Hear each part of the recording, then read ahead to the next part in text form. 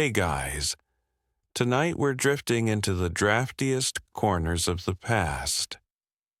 Places where the firelight barely chases away the shadows, where the air is thick with the scent of damp earth and wood smoke, and where the comforting hum of central heating is replaced by the soft, persistent scrabbling of things that you truly do not want to contemplate. That's right. We're talking about the deep, cozy darkness of the Middle Ages, that impossibly long stretch of centuries where life was, well, it was certainly lived, but perhaps not with the sort of modern, temperature-controlled, digitally assisted ease we've all grown accustomed to. We're going to gently peel back the heavy, slightly greasy linen curtain on that world. Not with the intention of terrifying you. Oh no, not at all. But simply to help you appreciate the monumental, almost offensively luxurious comfort of the mattress you are currently lying upon, and the quiet, almost divine miracle of having clean, running water in your immediate vicinity. The first sensation of your medieval day, dear listener, would be a profound, all-encompassing cold. It is not the crisp, invigorating chill of a morning jog, nor the slight draft from a poorly sealed window. It is a wet, persistent, bone-deep cold that seeps into the very marrow and stays there, an uninvited guest that no amount of heavy breathing or wishful thinking can expel. Have you ever wondered what the alarm clock of the year 1250 A.D. might have sounded like? Was it a cheerful little chime? A gentle, synthesized bird song to ease you into the day? Oh, darling listener, not a chance. It was the sound of a world that was perpetually cold, perpetually damp, and perpetually waking up to an astonishing array of small, uncomfortable irritations. Chief among them the sound of your own, deeply unhappy body attempting to generate a modicum of warmth. Your resting place, a rough sack loosely filled with straw, perhaps last year's straw, perhaps not, the provenance of which was best not questioned too deeply, was a monument to pervasive, unavoidable scratchiness. A relentless, low-frequency abrasive texture that would immediately begin its subtle, irritating negotiation with your delicate modern skin, an experience utterly foreign to the cloud-like embrace of a high-thread count cotton. The straw itself, of course, was less a mere filling and more an ecosystem. A small, bustling metropolis of tiny, determined creatures that viewed your warm, sleeping body as a 5-star, all-inclusive resort. And they would be, at this early, miserable hour, just beginning their morning commute, which often involved a quick, unsettling scurry across your cheek, or a leisurely, ticklish stroll through your slightly unkempt hair. You would wake with a start, not because of a sudden noise, but because the cold, heavy air pressing down upon the single, rough woolen blanket felt like a physical weight. And you'd have that delightful, perpetually dry sensation in your throat, because the air in your small, dark, wattle and daub cottage, or your slightly grander, but still quite drafty manor room was absolutely saturated with the fine, particulate matter of wood smoke from the nearby, perpetually struggling hearth. This fire, your sole source of real heat, was a demanding master, never providing enough warmth to truly banish the cold, but always providing enough smoke to ensure your lungs felt vaguely irritated and your eyes permanently gritty. A constant, low-grade inflammation that was simply accepted as the air one breathed. Now, imagine the deep, resonant, almost philosophical ache in your bones as you contemplate moving. You're not just stiff, you're encased in a kind of human-shaped rigor mortis that comes from having slept in the same position all night long to conserve heat, probably curled up with a few family members or certainly sharing body warmth with the livestock if you were in a humbler dwelling. A necessary intimacy born of thermal desperation. And the very first thing you'd feel, the inaugural sensation of your medieval day, would be the sharp, insistent prickle of the coarse woolen tunic or undershift you had worn to bed, which has spent the night accumulating not only the aforementioned tiny commuters but also a rather impressive amount of dead skin and general human effluvia. A kind of self-contained, slightly rank micro-environment. And there, in the dim, gray-brown light filtering through the small, unglazed, or perhaps oiled cloth-covered window, a light that promises a day of unending physical labor and a general lack of simple, convenient infrastructure, you would realize that the entire process of your morning routine would be governed by a single, unyielding, almost cosmic truth. Absolutely nothing is clean.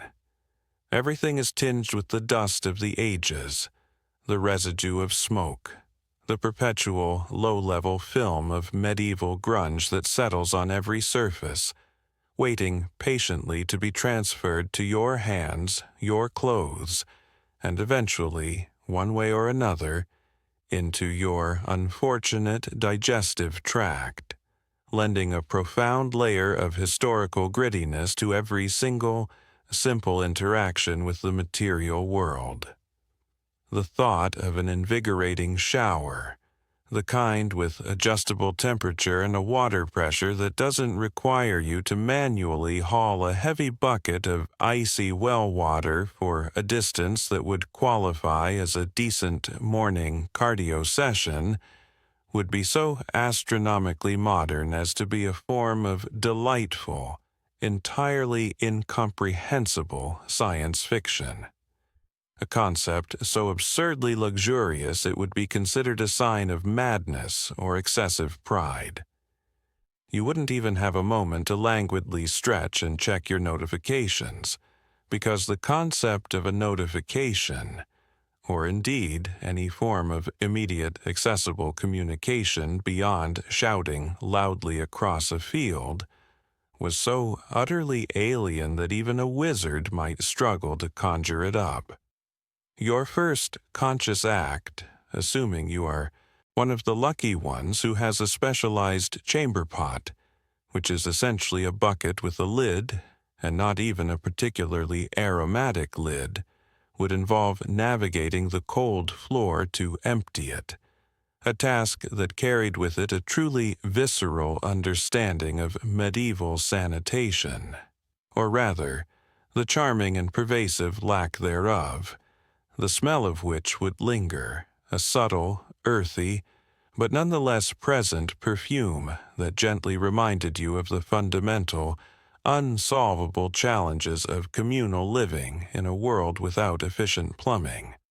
A constant, low-frequency olfactory hum beneath the daily sounds of life. A smell that you simply learn to stop smelling.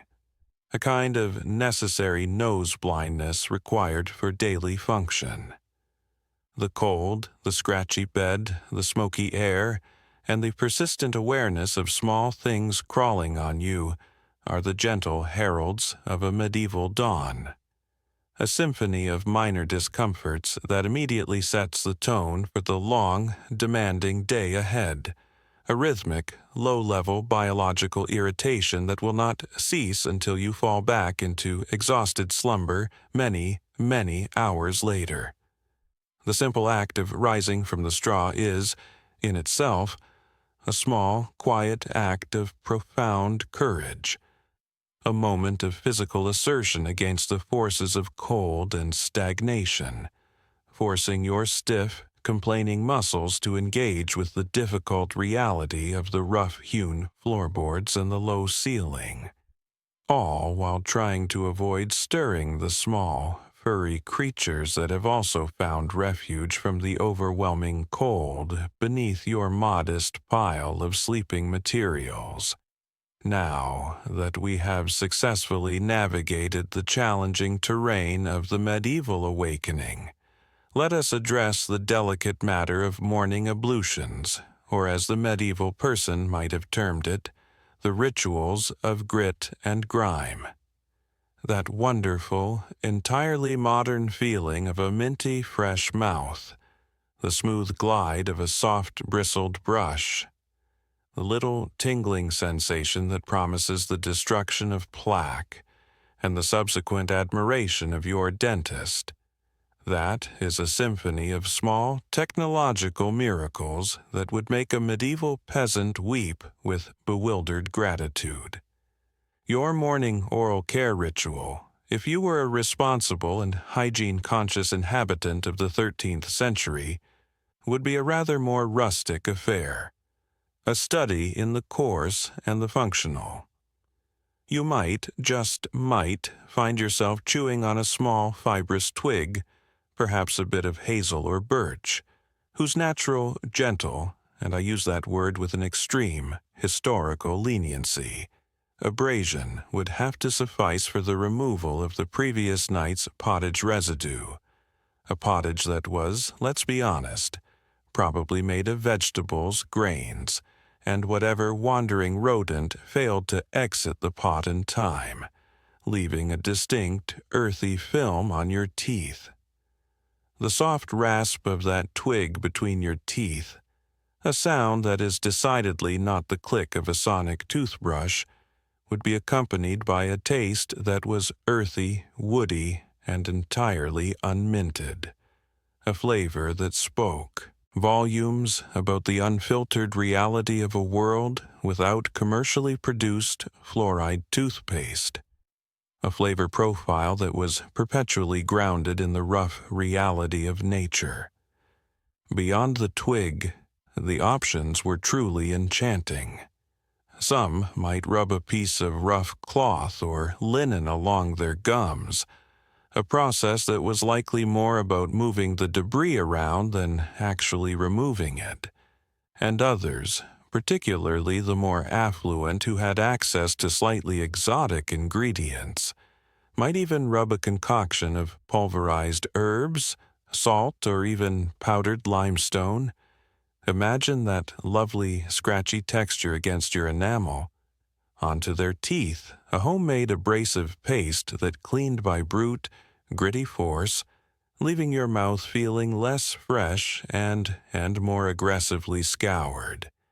The cumulative effect of a lifetime of this kind of oral care, or lack thereof, meant that by the time a person reached their 30s, the chances of a full, healthy set of teeth were vanishingly small, and the constant, low-level throb of an infected molar was simply a fact of life, an omnipresent, subtle pain that was endured until the inevitable and terrifying trip to the local barber surgeon. And what about soap? That beautiful, foaming, lavender-scented, moisturizing, glycerin-rich substance that we so casually squirt onto our hands at every available opportunity. In the Middle Ages, soap was a luxury, a hard, coarse substance made from animal fat, tallow, and lye, often derived from wood ash, a concoction that cleaned, yes, but did so with the brutal, non-negotiable efficiency of an industrial solvent, leaving the skin feeling less silky smooth and more aggressively abraded, dry and tight, a testament to its purely functional chemical power.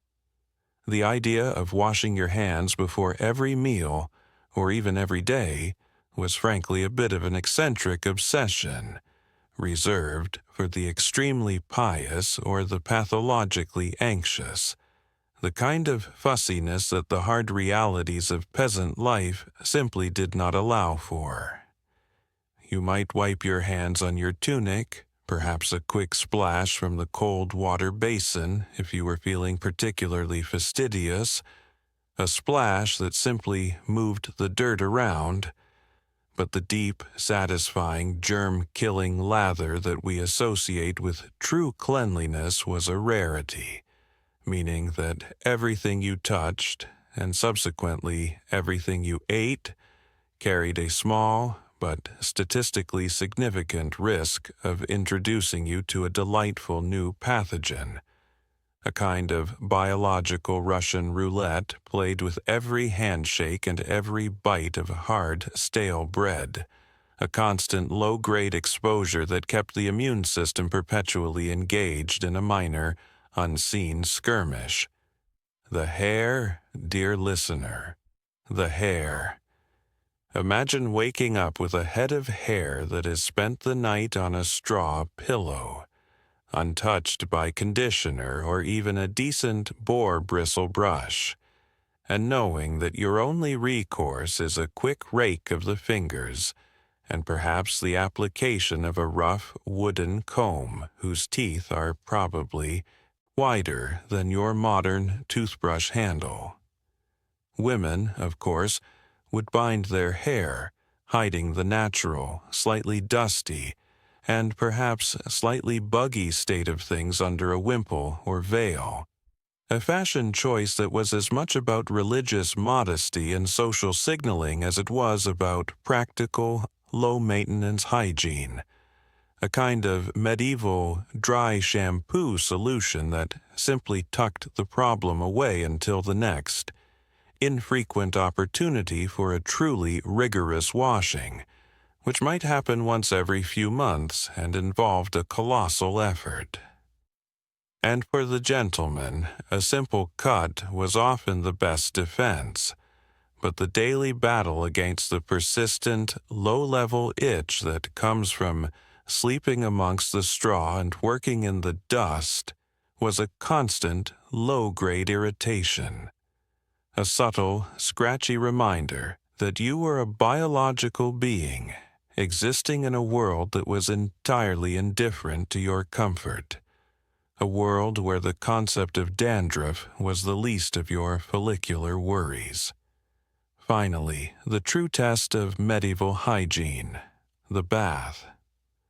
While public bathhouses did exist, they were not the ubiquitous daily option that your private shower is.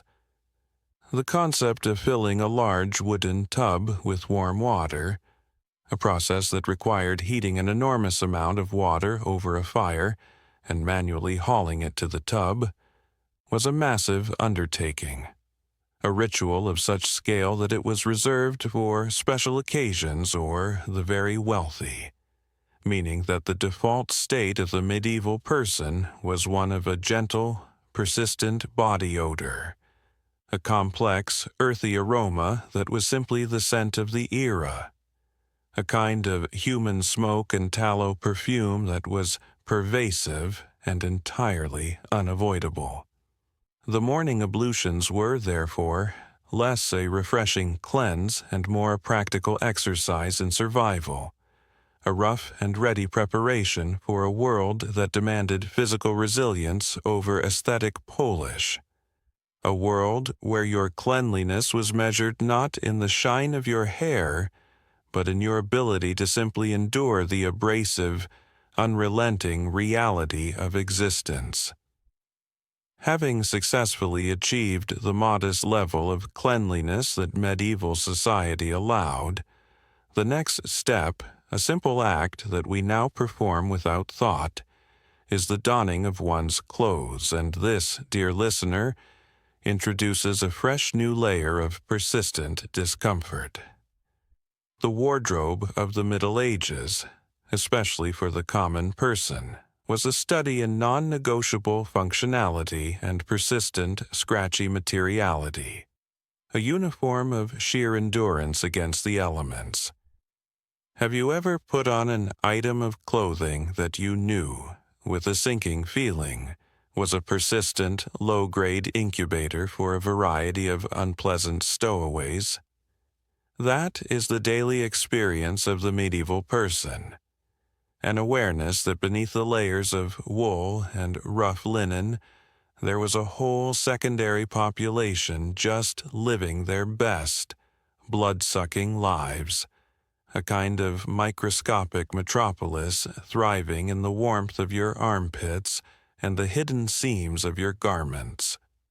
Let's start with the base layer, the under-tunic or shift, usually made of linen. This was the only garment that saw frequent, and again, we use that word with historical generosity, washing, implying a process of boiling the fabric with lye and beating it against rocks down by the river, a process that was less about delicate cleansing and more about brutal, fibrous warfare, the result of which was a fabric that was perpetually stiff and thin in places, but at least offered a slightly smoother surface against the skin. This linen was your first, and often only, defense against the enemy that was the scratchy wool that lay on top, a necessary, but ultimately flimsy, buffer. Over this, for both men and women of almost all classes, came the layers of the actual clothing, the tunics, the gowns, the hose, which were essentially long separate fabric tubes for the legs, often tied to the belt with a disconcerting and slightly awkward insecurity, and the surcoats. And the dominant material, the relentless, uncompromising hero of medieval clothing, was wool. Wool, of course, is warm, incredibly durable, and naturally water-resistant, qualities that were absolutely essential for a life lived outdoors, exposed to the relentless, non-negotiable elements. But it is also, particularly in its unrefined, non-merino state, unbelievably scratchy, a fabric that constantly chafes and irritates the skin with a million tiny, persistent fibers. Imagine wearing a heavy, slightly damp, and perpetually bristly blanket directly over your clothes, every single day, for years on end, and you begin to approximate the feeling of medieval dress. It was not a cozy, soft-as-a-cloud feeling. It was a constant, abrasive rub, a low-level irritation that only faded into the background because the human brain is remarkably adept at tuning out chronic discomfort, a feature that was essentially mandatory for a medieval existence, a kind of learned physical stoicism. The colors, too, were muted, a range of natural browns, greens, and undyed creams. Not because of a fashionable preference for subtlety, but because the process of dyeing fabric was fantastically expensive, requiring scarce natural resources and colossal amounts of time and labor, meaning that most people's clothing simply reflected the natural color of the sheep from which the wool was shorn, blending them seamlessly into the earthy, muted landscape of their daily toil. And let's pause for a sleepy, slightly nauseated moment to consider the vermin again. The clothing, particularly the woolen layers that were rarely, if ever, washed, because the process of washing wool was such a colossal, labor-intensive, and shape-destroying endeavor, were a perfect habitat. They were warm, dark, and provided an unlimited buffet for a persistent, biting population. The constant, low-level scratching that we associated with simple absent-mindedness was, in the medieval context, a much more pragmatic, necessary movement.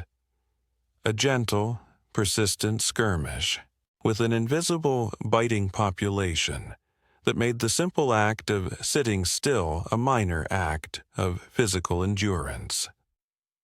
The daily nitpicking, a social activity often performed by mothers and children near the firelight, was not a quaint, old-fashioned term.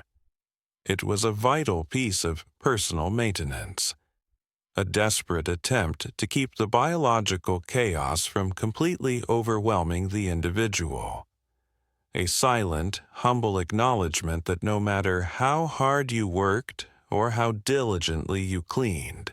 You were sharing your physical space with a host of tiny, persistent parasites, a fact that simply had to be accepted with a weary sigh.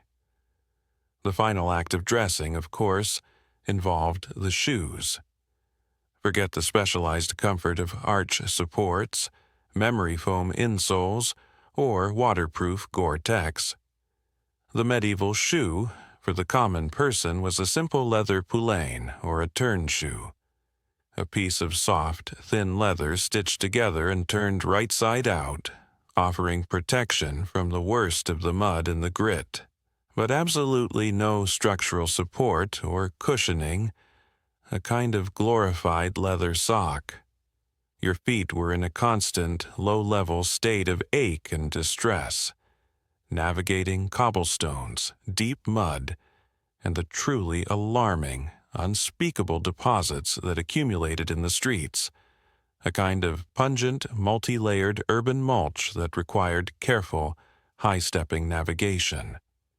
The feel of that thin, unforgiving leather flexing over a sharp stone was a daily ritual, a quiet, painful reminder that the ground beneath your feet was not a perfectly paved, safely tarmacked surface, but a wild, messy, unmanaged environment that was actively trying to trip you, soak you, and generally make your physical existence slightly more miserable, lending a whole new layer of existential weight to the simple, necessary act of taking a walk down the street, an experience that, for the modern person, is entirely painless and unmemorable. By now, the sun has barely cleared the horizon, and you are already tired. The physical exertion of simply being clean or cleanish, and the struggle of getting into your rough, unyielding clothes have taken their toll, and the rumbling in your stomach is a non-negotiable demand for fuel. Forget the instant gratification of pouring a bowl of sugary cereal or the refined complexity of a double-shot espresso. Your medieval breakfast is a study in stoic practicality, a meal whose primary function is to serve as a dense, enduring fuel source. It is, almost universally, pottage. Pottage, for the uninitiated, is less a dish and more a long-standing philosophical argument in a bowl, a thick, slow-cooked, deeply unexciting porridge made from grains, perhaps oats, barley, or beans, slowly simmered in a cauldron, perhaps with the occasional root vegetable, or piece of dried salt meat thrown in if you were having a truly extravagant morning. It would have been made the night before, left to cool into a thick, slightly gelatinous mass, the perfect medium for long-term storage and easy reheating, and then reheated, or often just eaten cold, a dense, heavy substance designed to stick to your ribs with the tenacious grip of a legal contract and sustain you through a day of relentless physical toil that demanded a constant, massive caloric input. The aesthetic appeal was minimal. It was a bowl of gray-brown, vaguely lumpy consistency, its flavor profile dominated by the earthiness of the root vegetables and the simple starch of the grains, seasoned perhaps with a little salt, but certainly lacking the vibrant complexity of modern spices, which were astronomically expensive and reserved for the tables of the highest nobility. And the beverage? Oh, how we yearn for that steaming mug of ethically sourced, perfectly brewed coffee, or even a simple glass of cold filtered water, a miracle of municipal engineering. But in the medieval era, water was, quite frankly, a biological gamble, a constant, low-level health hazard that had to be navigated with caution. The local river that powered the mill, carried away the waste, and served as the communal laundry was not exactly the crystal-clear, babbling brook of romantic poetry. It was a murky soup of human and animal byproducts, and drinking it straight was a swift, often fatal, invitation to a variety of delightful internal disorders, a risk that no sensible person would take. Therefore, the drink of choice, even for breakfast, even for children, was ale or small beer. A weak, low-alcohol beer or ale was the safe option, the boiling and fermentation process having mercifully killed off the majority of the unpleasant microscopic hitchhikers, leaving a liquid that was slightly nutritious and mostly harmless.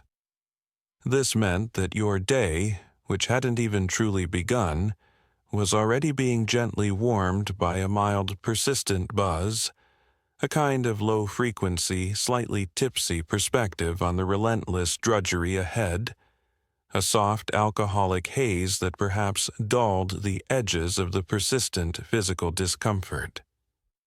You would eat this dense pottage not with the delicate, stainless steel utensil of the modern era, but with a simple wooden spoon, or, more likely, with a chunk of stale, hard bread, using it as a scoop, a kind of edible implement that would then become the final, chewy, slightly unappetizing course.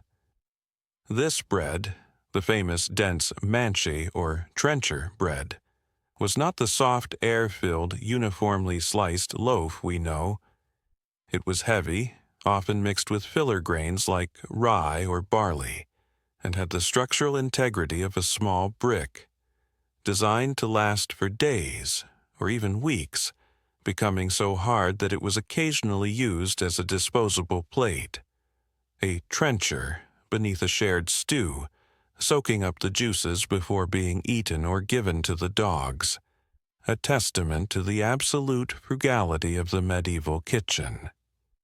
The act of chewing this substance was a workout in itself, a repetitive, jaw-aching motion that reminded you, with every painful, fibrous tear, that life was hard, literally and figuratively, and that the concept of soft, fluffy nourishment was a fantasy reserved for saints or, perhaps, for the most sheltered of the nobility.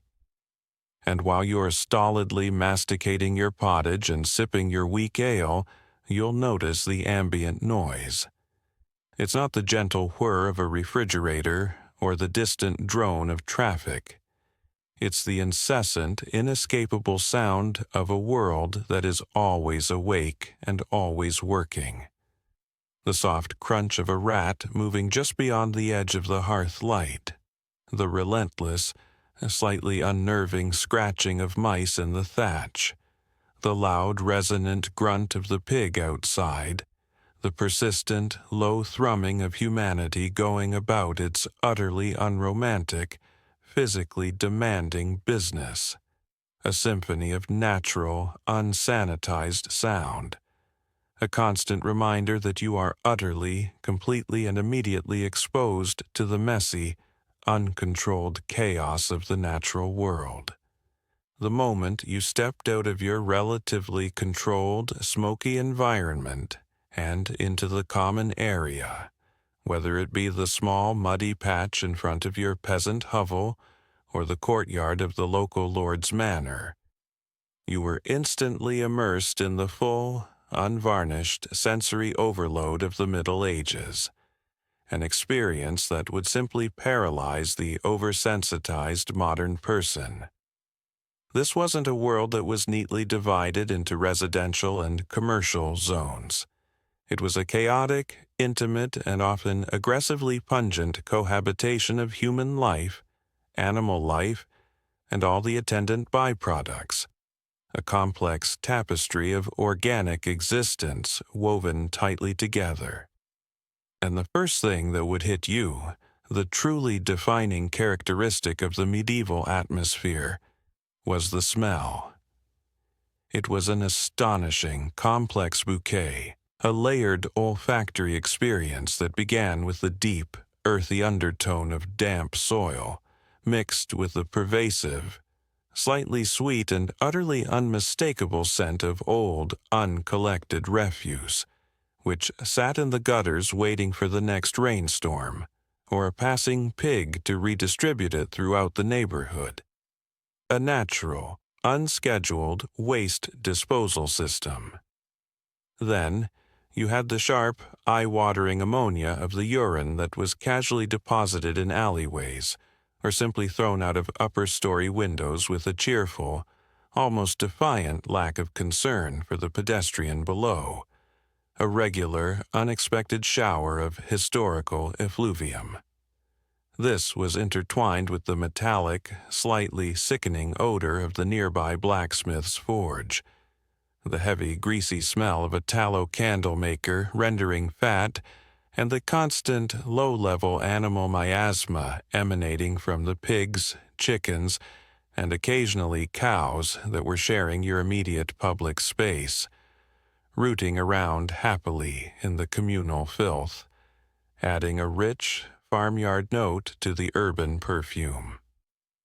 It was a total, unyielding assault on the senses, a symphony of organic decomposition and unmanaged waste, a smell so rich and complex that it would cling to your clothes and hair like a tenacious shadow, following you throughout your day, a constant, low-frequency reminder of the glorious lack of sophisticated sewage systems, a level of aromatic intensity that the modern, sanitized nose could barely comprehend. The ground itself, the glorious, historical surface upon which you must conduct the business of your day, was a treacherous, multi-layered tapestry of grit and grime, a surface that was never dry, never clean, and rarely level.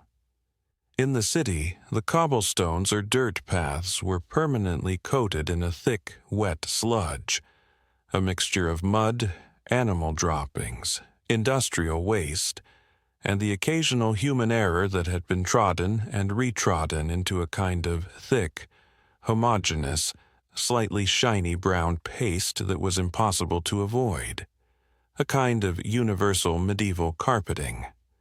Every step was a strategic calculation, an exercise in avoiding the deep, shoe-swallowing ruts, the puddles whose depths and contents were entirely unknown and best left that way, and the sudden, surprising splat of waste that had been carelessly discarded. There was no clean spot, no safe zone, just a vast, sprawling canvas of historical effluent, and the ability to navigate this without falling or retching was a necessary, unwritten survival skill, a kind of constant, low-grade physical awareness required just to move. And the noise, it was a completely different kind of auditory landscape than we are used to, a persistent, uncontrolled clamor that would absolutely shred the nerves of a person accustomed to the controlled, quiet hum of modern life. No engines, no car horns, no buzzing electricity, but instead a relentless, non-stop cacophony of human and animal noise. You had the shouting of vendors selling their wares, the loud, monotonous cries of the fishmonger, the bread seller, the itinerant tinker, all vying for attention in the acoustic space. This was layered over the relentless sound of hammering, the rhythmic thud of a loom, the clatter of wooden carts being dragged over the uneven surfaces by tired oxen, and the truly overwhelming noise of the domestic animals, the crowing, the squealing, the persistent high-pitched barking of the local dogs, which were less beloved pets and more essential scavenging members of the municipal cleanup crew.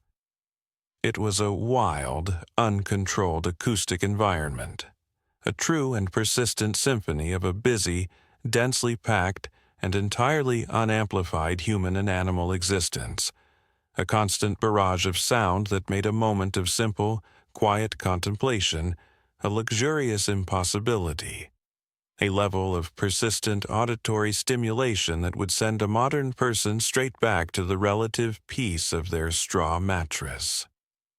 the sheer volume of raw, unfiltered life, all happening within feet of you, was a constant reminder of the lack of insulation, the lack of division, the fundamental fact that you were entirely, completely, and utterly embedded in the messy, chaotic reality of the human experience, a beautiful, horrible, and overwhelmingly pungent collective of pre-modern existence. The sensory assault of the medieval street was not a brief experience. It was the backdrop, the constant environment, the unchanging reality of public life, a reality that the modern, shielded mind simply could not process without a total system shutdown. Once you had successfully navigated the olfactory and physical hazards of the street, and the day had settled into its rough, unyielding rhythm, the true work of the day began.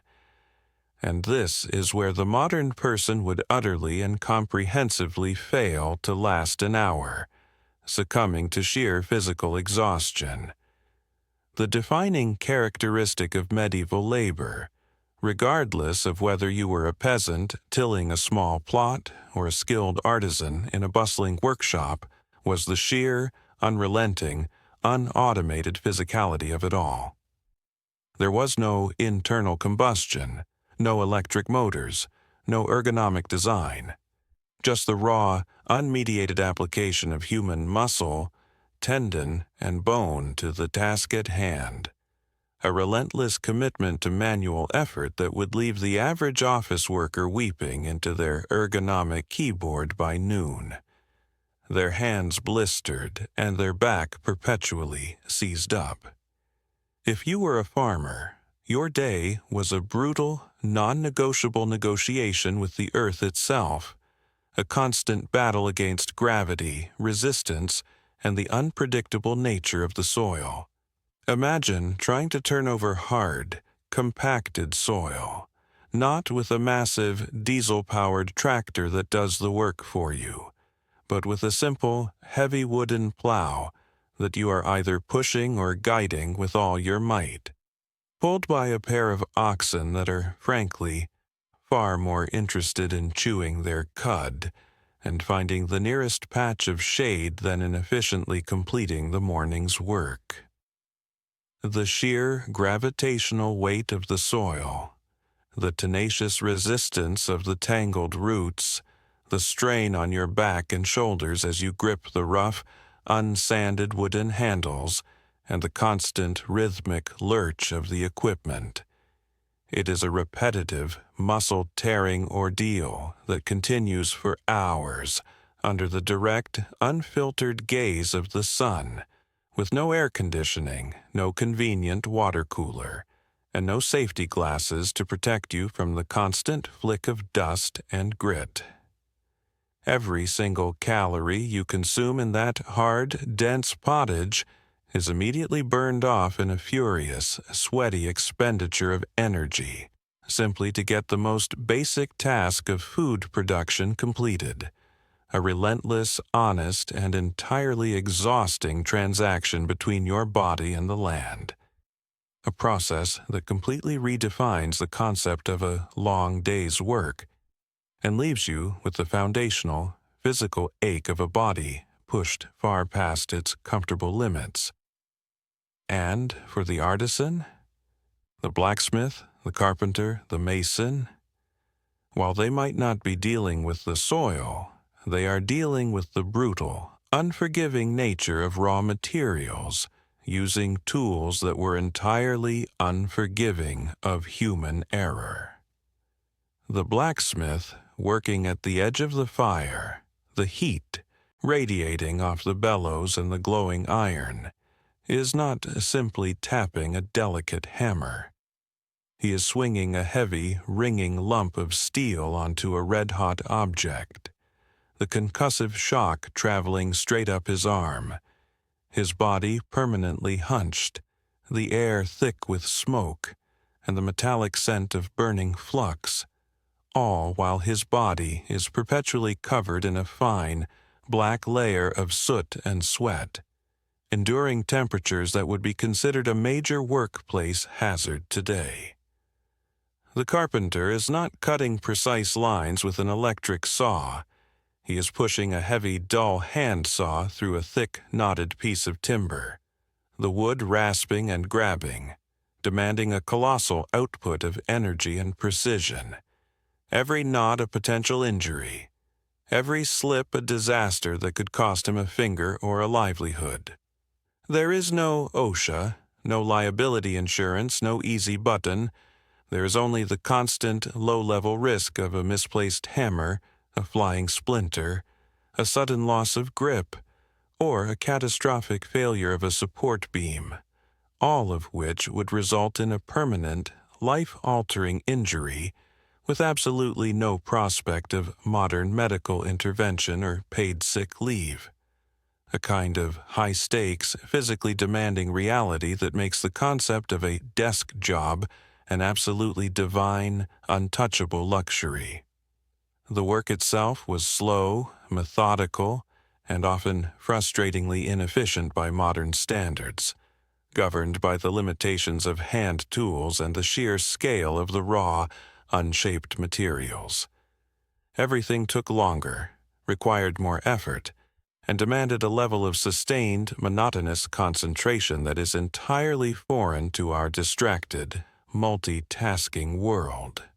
This labor, this persistent, full-body strain, was the constant rhythm of medieval life, a hypnotic, exhausting beat that began with the first light and only ended when the darkness made it impossible to see the work any longer. A profound, foundational, physical weariness that made the simple act of lifting a cup of ale feel like a heroic effort, ensuring that by the time you crawled back onto that scratchy straw mattress, sleep was not a gentle invitation, but a desperate, necessary biological collapse, a brief, blessed reprieve before the entire, demanding cycle began anew. As the sun arcs across the sky, marking the passage of the hours in a way that is utterly foreign to our modern, arbitrarily scheduled existence, we must now contemplate the tyranny of medieval time and the profoundly different pace of life. In our world, time is a precise, measurable commodity, divided into seconds, scheduled into appointments, and constantly checked on the glowing, unforgiving face of a smartphone. But the medieval person operated on a time system that was far more organic, far more forgiving in its detail, but far more brutal in its overall demand. The sun clock. The day was divided into canonical hours, tied to the church's schedule of prayer. But for the common folk, the true measurement was simply the position of the sun, the available light, and the demands of the season. Have you ever wondered what it would be like to live without a single clock that told the exact minute? Your life would be governed by a beautiful, simple, but profoundly non-linear rhythm. You wake at first light, you work until the light fails, and you eat and sleep in the interim. This means that in the summer your workday was an impossibly long, demanding stretch of 16 or more hours of relentless physical effort, a period of sustained toil that would be unthinkable under modern labor laws. But in the deep, dark winter the working day might be mercifully short, only to be followed by a prolonged, cold period of indoor life, punctuated by the high cost and smoky inconvenience of maintaining a fire. The overall pace of life, governed by the limitations of technology, was agonizingly, frustratingly slow by our standards. The simple act of sending a message was not an instant click. It was a physical commitment. A rider on a horse, navigating rough, dangerous roads, a journey that might take weeks to deliver a simple, hand-written piece of parchment, a letter that was itself a massive undertaking of expensive materials and precious time. The concept of speed was entirely redefined. A fast transaction was one that was completed within the day, not within the second. The making of any object, whether it was a single wooden spoon or a massive stone cathedral, was a process that was measured in months, years, or even decades, requiring a colossal, multi-generational commitment of time and collective patience. This slow, deliberate, unhurried pace was not a choice. It was a necessity imposed by the limitations of available energy and technology. Everything was done by hand. Every action required a physical, time-consuming effort, and there was simply no way to rush the fundamental processes of nature, which determined when the crops grew, when the animals mated, and when the rivers froze. This constant slowness would be a maddening constraint for the modern, impatient mind, a continuous, low-level friction against our expectation of instantaneity. Imagine waiting 6 months to hear back from someone, or spending a full week simply gathering and preparing the wood you need for the coming cold season. These were not delays. They were simply the natural, non-negotiable flow of time. The medieval mind had a patience that we have entirely lost, a profound acceptance of the drawn-out nature of all things, a kind of resigned stoicism that allowed them to tackle monumental tasks with the quiet understanding that the completion would be a gift to the next generation, not a point on their own immediate to-do list. This organic, unscheduled rhythm of life meant a lack of the chronic, low-level time stress that plagues us today. No feeling of being constantly late, constantly behind, or constantly rushing to meet an arbitrary deadline. But in exchange for that freedom from modern anxiety, they traded the power of control, the ability to bend the world to their own personal schedule.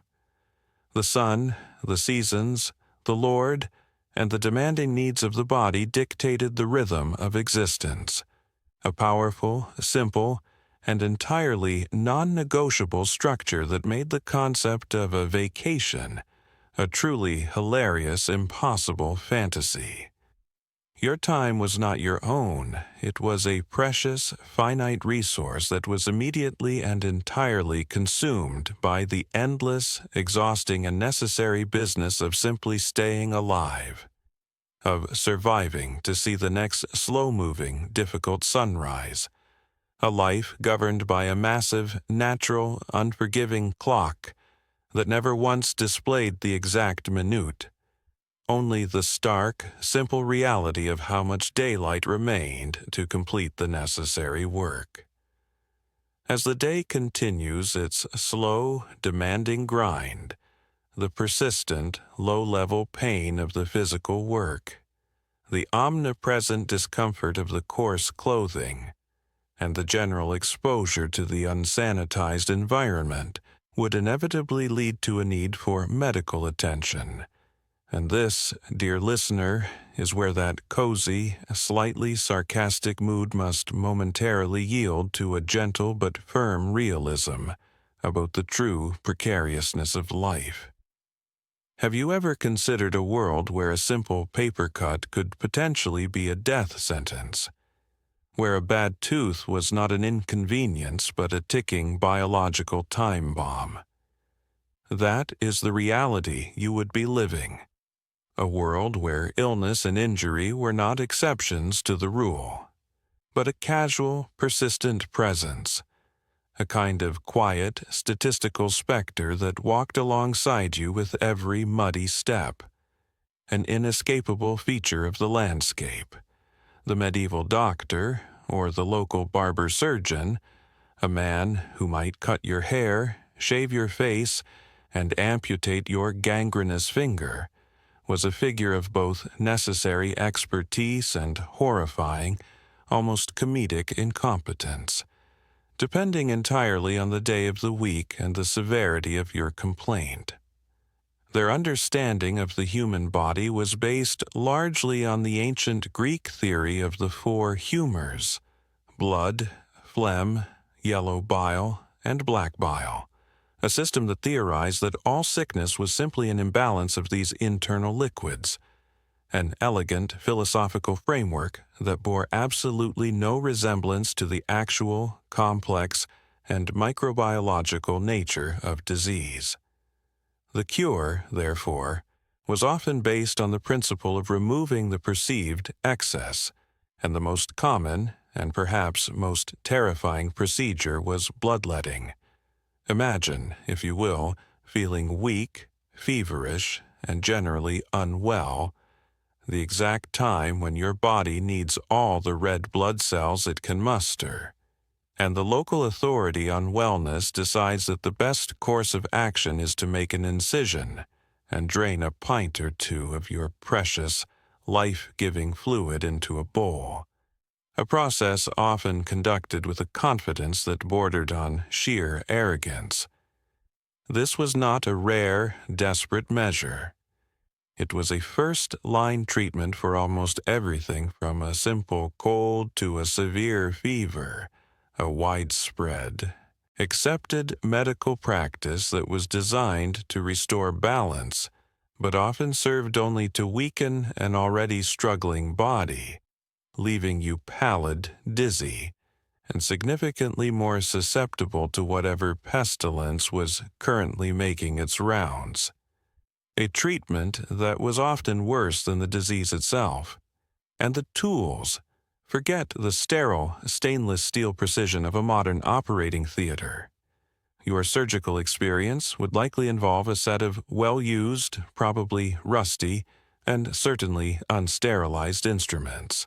A knife, a hook, perhaps a cauterizing iron, all applied with a confidence that far outstripped the actual empirical evidence, often under lighting that was barely adequate for reading, let alone performing delicate procedures, and without any understanding of the microscopic agents of infection that were immediately introduced into the open wound.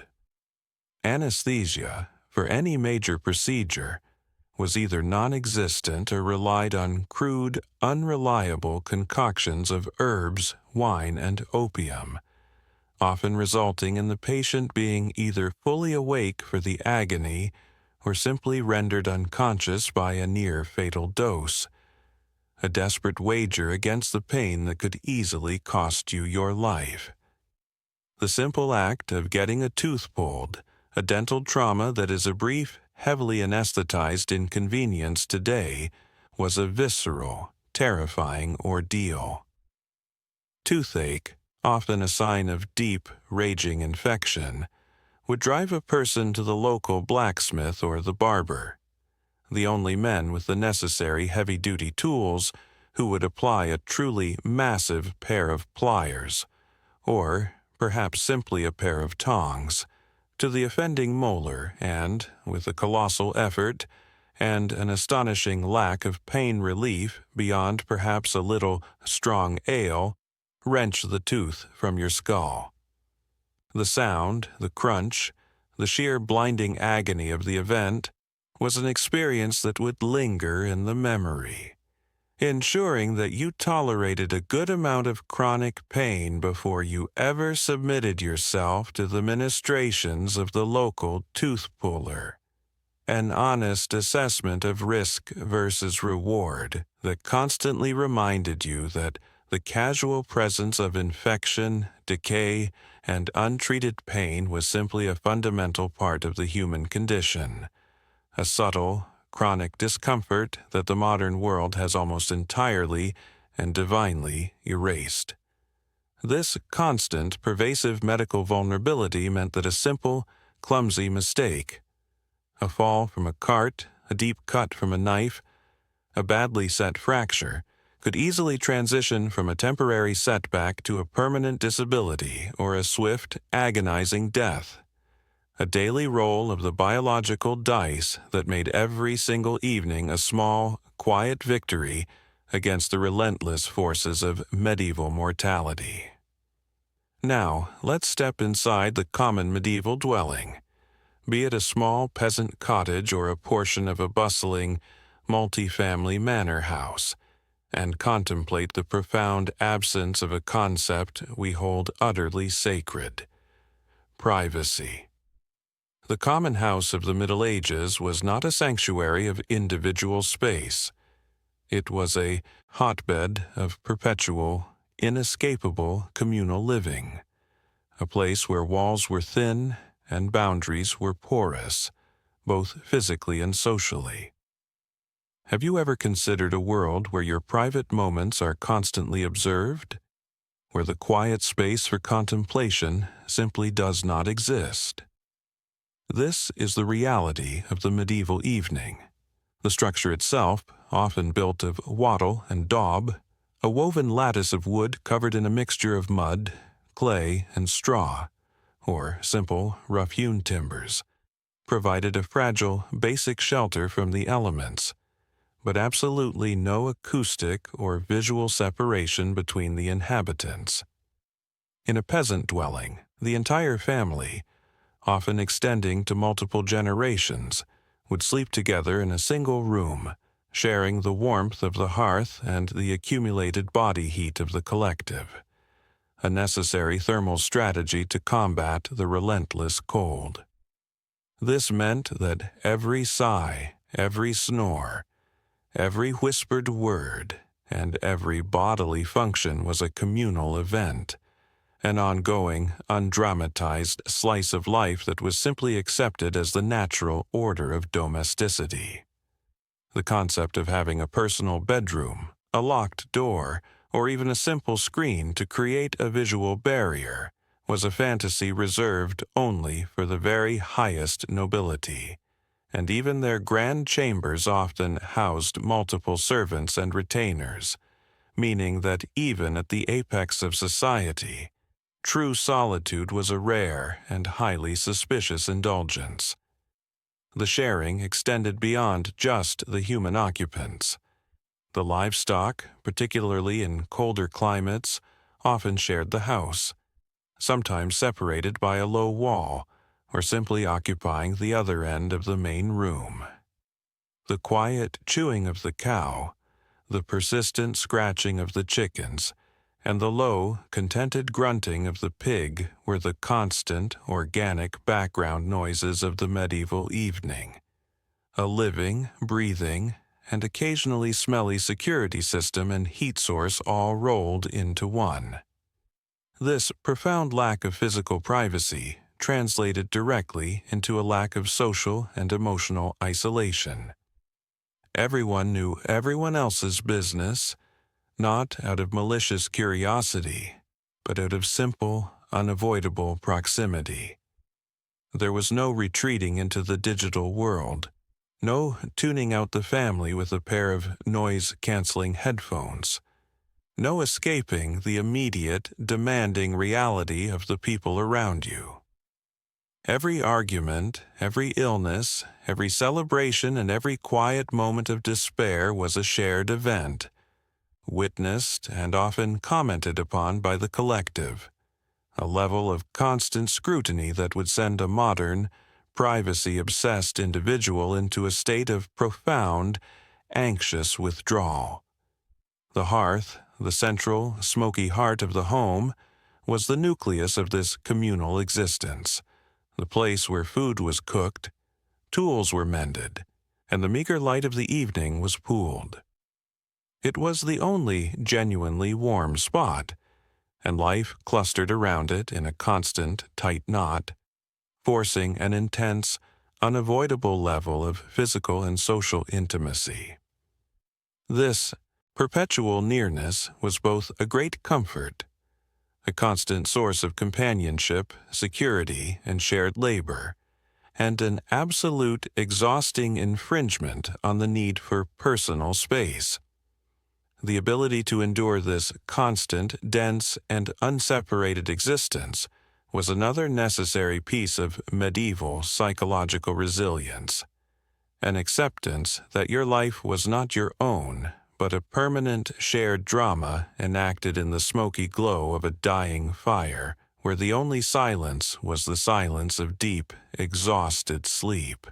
And even that was broken by the rhythmic breathing of a dozen different creatures huddled together for warmth. The gentle, insistent pressure of another body nearby, the faint, familiar smell of unwashed wool and wood smoke, and the low, constant sounds of a shared, rough-hewn existence would be the final, hypnotic sensory input before the sheer, unrelenting fatigue of the day finally dragged you down into a deep, necessary slumber, a temporary escape from the collective. Having survived the demanding rhythm of the village or town, let us briefly consider the ordeal of medieval travel, an undertaking that would turn the simplest modern road trip into a terrifying, colossal commitment of time, resources, and sheer physical endurance. The concept of getting away was not a simple weekend jaunt. It was a profound, dangerous rupture from the fabric of your known existence.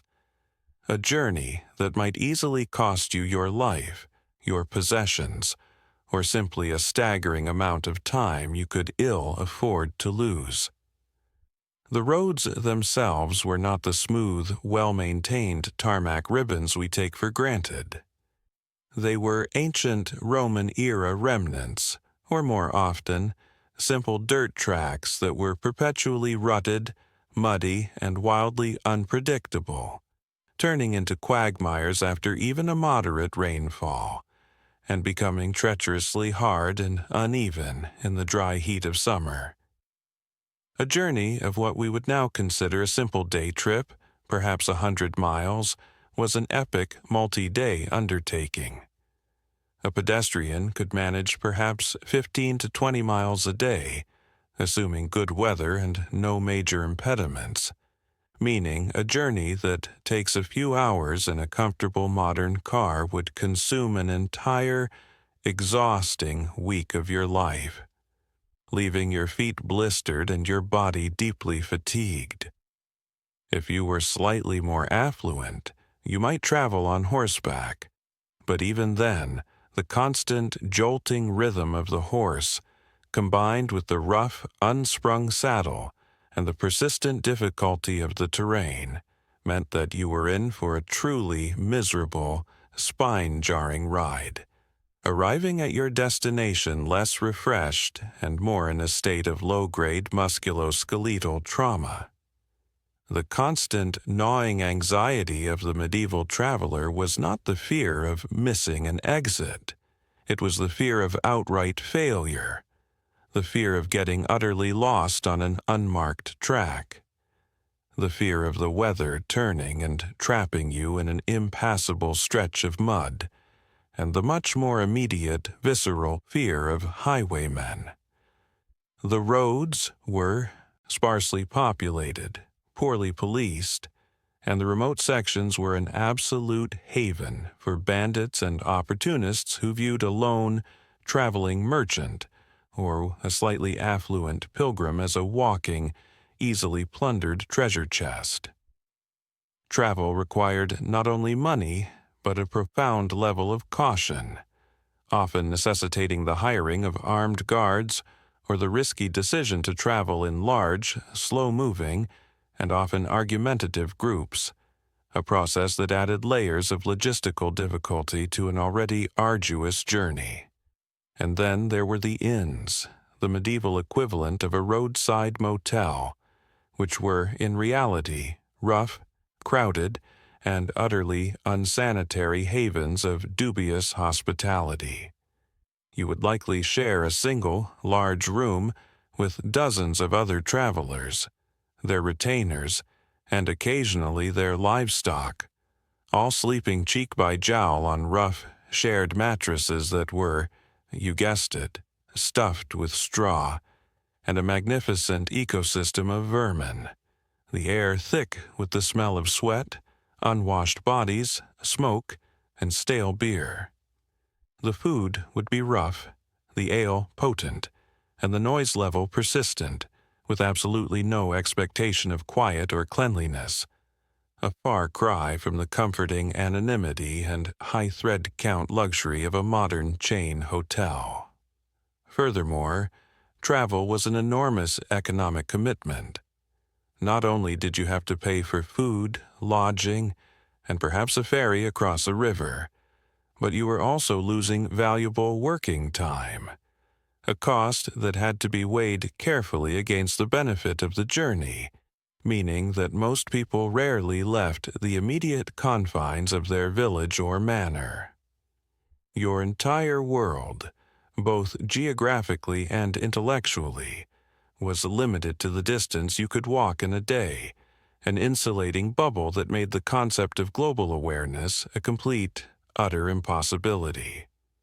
The simple, everyday movement of the modern person, the effortless transition from one place to another in a clean, temperature-controlled metal box, is a profound, almost ridiculous technological achievement that entirely dismantles the fundamental hardship of medieval existence. An existence where every movement outside the home was a genuine, high-risk endeavor that required a moment of quiet, fearful contemplation before setting forth onto the rough, dangerous, and demanding road. Let us turn our gaze from the dusty, dangerous road to the inner life of the medieval person, specifically their profound and immediate relationship with the economy of scarcity. In a world where production was entirely manual and resources were finite and hard-won, the concept of possessions was radically different from our own age of staggering, overwhelming consumerism. Have you ever attempted to quantify how many items you own? The medieval person, even a relatively wealthy one, owned a tiny fraction of what the average modern person considers essential. And this fundamental lack of material redundancy shaped every decision they made. For the peasant, their entire worldly wealth could often be inventoried on a single piece of parchment, comprising a few rough tools, a hoe, a sickle, perhaps an axe, a small collection of cooking pots, a heavy worn chest for storage, their few changes of coarse clothing, and perhaps a small precious religious object. Every single one of these items was profoundly valuable, acquired through immense labor or inherited with great care, and their loss was a genuine immediate catastrophe that could plunge the owner into a crisis from which recovery was not guaranteed. There was no Walmart to run to for a quick, cheap replacement, no credit card to bridge the gap.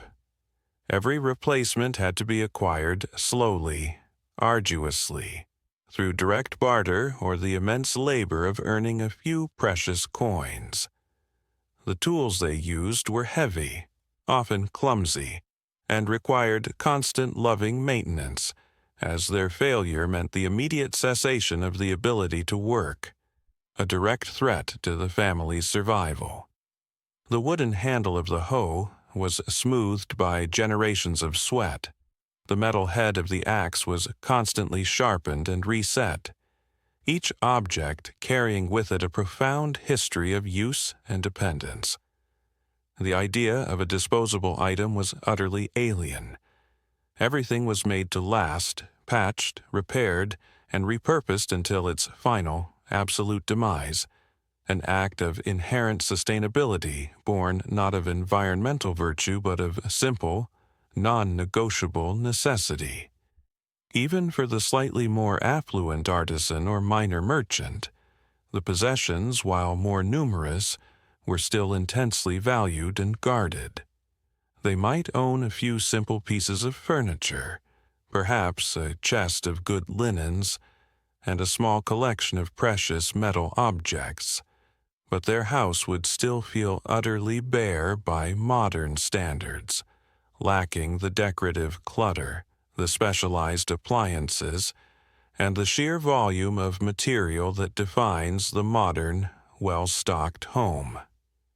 This economy of scarcity fostered a profound, fundamental respect for material objects, a kind of sober gratitude for the sheer effort that went into the creation of even the simplest thing.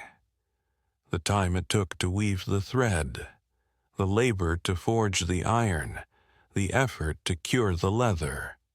The modern experience of upgrading a perfectly functional item, of casting aside a slightly scratched phone or a year-old television, would be viewed by the medieval person as an act of staggering, almost sacrilegious wastefulness, a casual disregard for the fundamental difficulty of existence. This lack of material clutter meant a different kind of freedom, perhaps, less time spent organizing, cleaning, and worrying about possessions. But it was a freedom born of constant gnawing vulnerability, a daily awareness that you were living perpetually on the edge of what you needed, with no deep reservoir of material redundancy to cushion the inevitable, random blows of fate.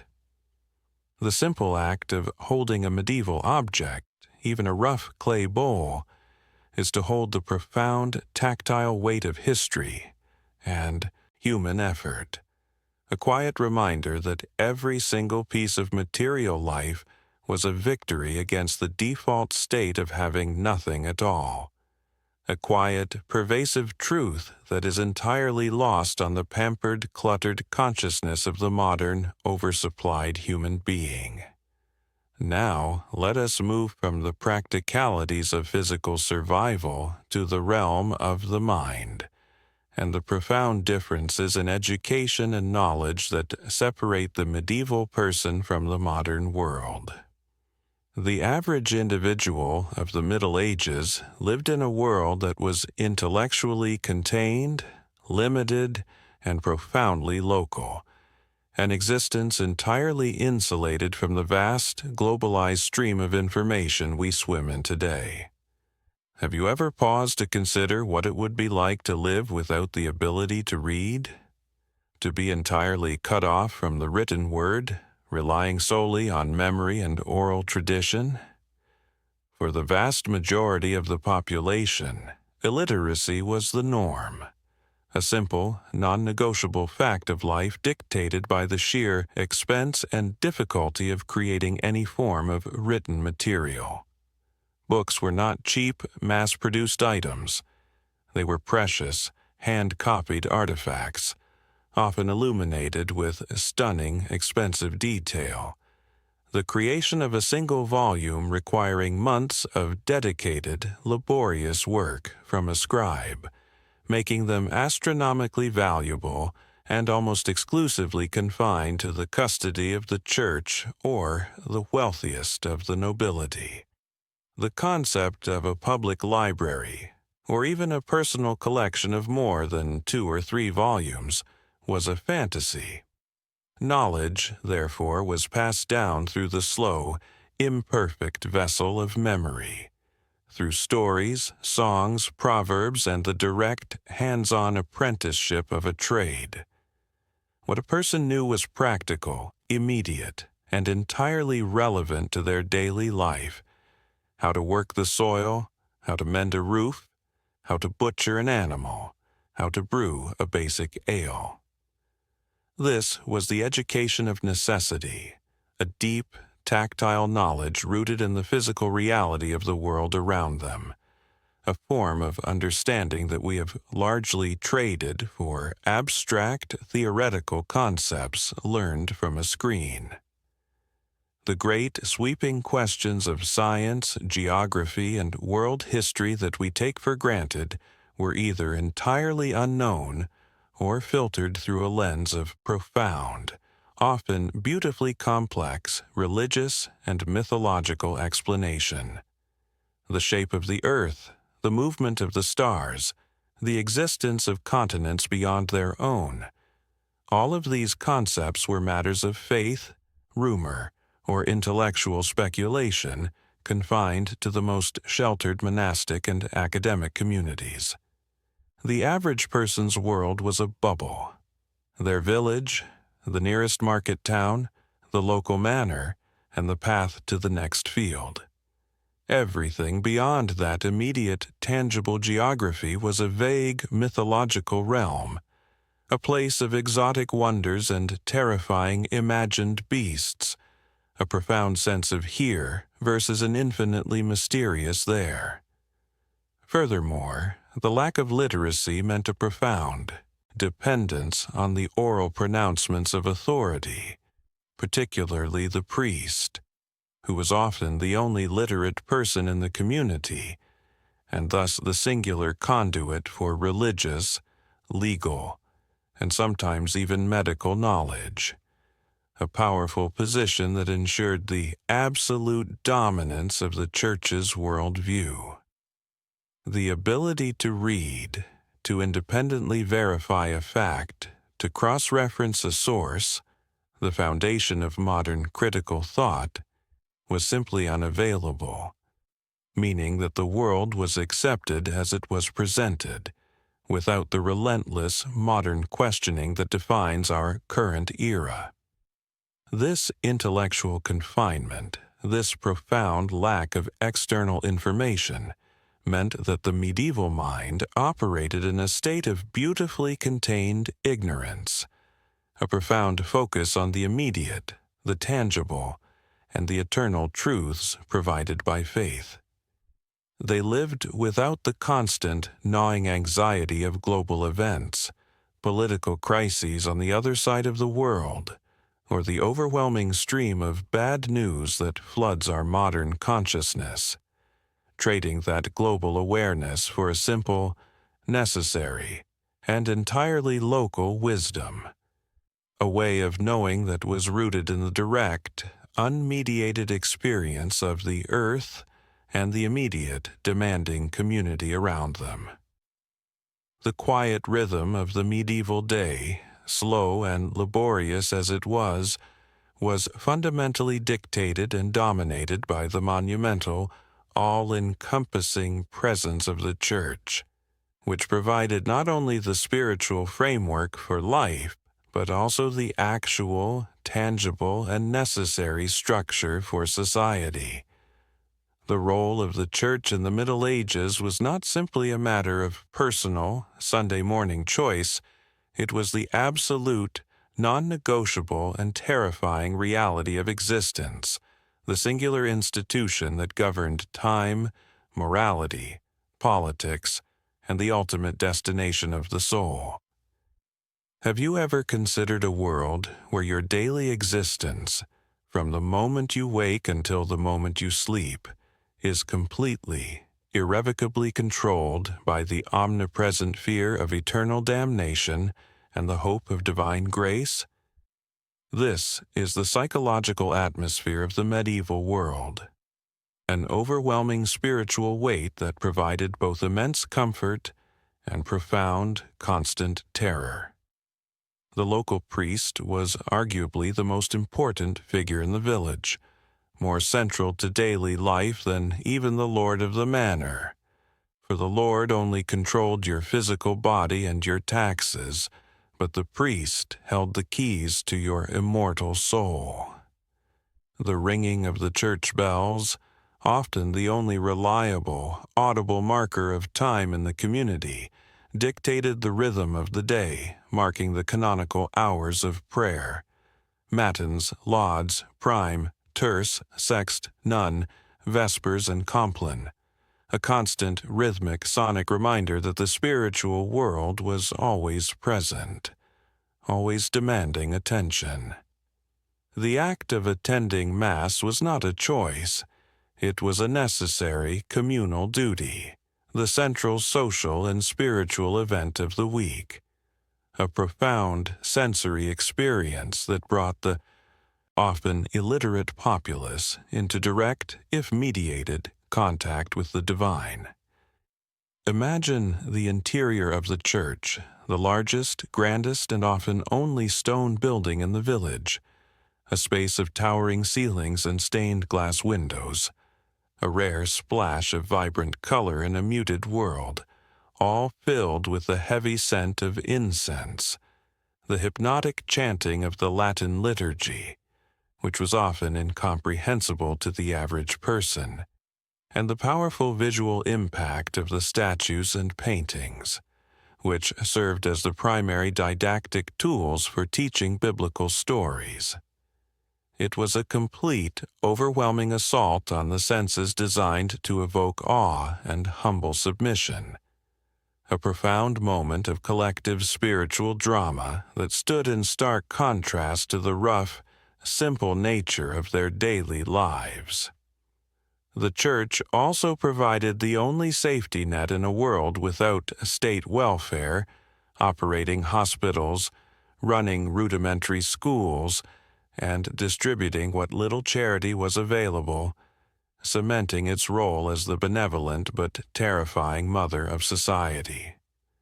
The constant gnawing fear was the sin, the breaking of the moral law, which could lead to a swift, unforgiving end in eternal fire, a terrifying reality that the priest's sermons did little to soften, often employing vivid, horrific imagery of hell to ensure moral compliance.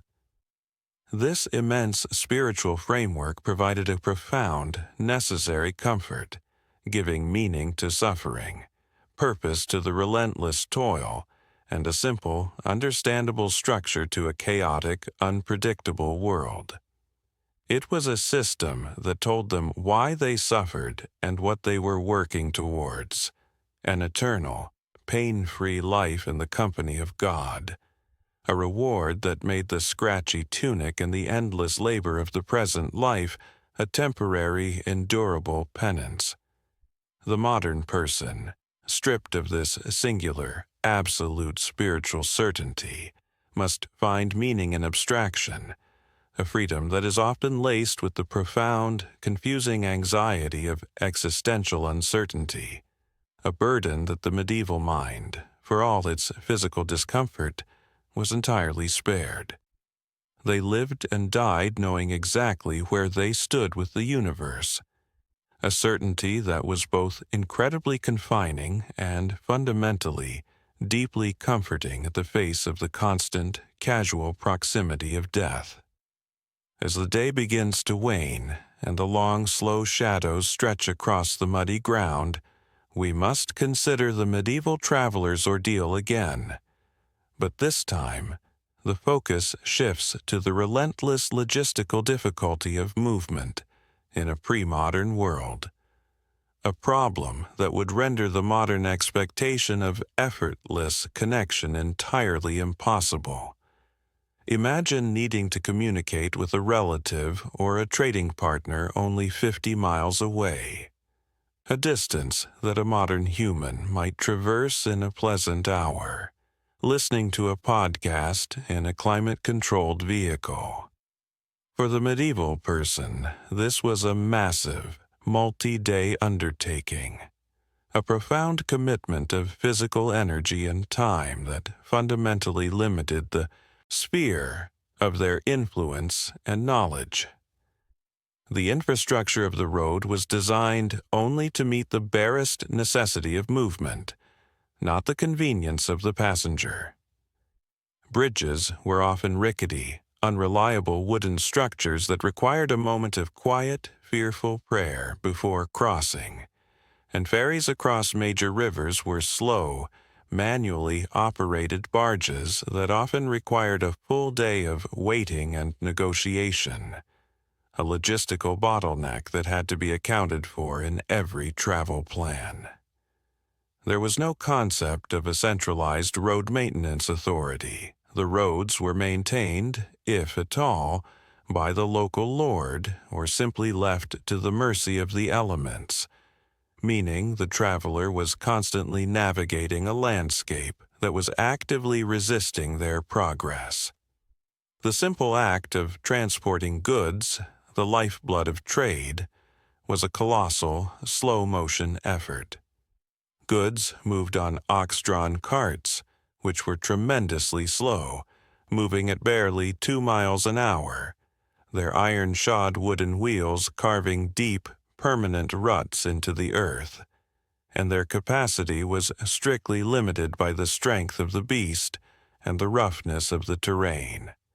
This meant that any commodity that was heavy, bulky, or perishable simply could not be moved far, which fundamentally restricted the scope of the medieval economy and dictated the local, self-sufficient nature of most communities.